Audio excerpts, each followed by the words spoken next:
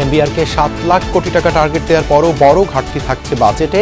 ভঙ্গুর অর্থনীতিতে রাতারাতি সমৃদ্ধি আনা সহজ নয়, মন্তব্য অর্থমন্ত্রী। বর্তমান প্রেক্ষাপটে যেখানে দারিদ্রতা বাড়ছে, যেখানে চাকরিহীনতা বাড়ছে, আমাদের প্রথমে দারিদ্রতা থেকে দরিদ্র মানুষগুলোকে, নিম্ন আয়ের মানুষগুলোকে অ্যাড্রেস করতে হচ্ছে। নোংরা ঘরে প্রবীণ নারীর মরদেহে পোকা ধরলেও খোঁজ নেননি প্রতিষ্ঠিত সন্তানরা। পুলিশি সহায়তায় মৃতদেহ বুয়েট শিক্ষক ছেলের কাছে হস্তান্তর।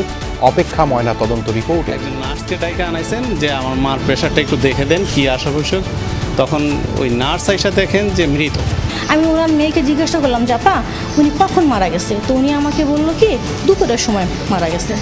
তো আমার যে দেখে যেটা মনে হলো যে উনি মেবি 4-5 দিন আগে মারা গেছে।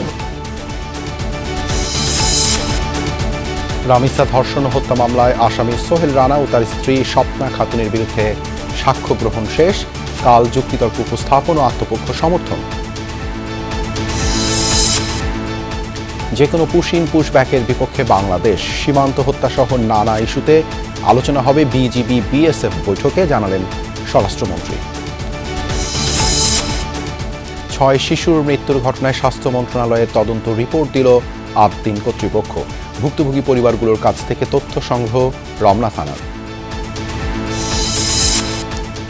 বর্ষিয়ান রাজনীতিবিদ তোফায়েল আহমেদকে ভোলায় রাষ্ট্রীয় মর্যাদায় দাফন। 2 দফা জানাজায় অংশ নেন বিভিন্ন শ্রেণী পেশার মানুষ।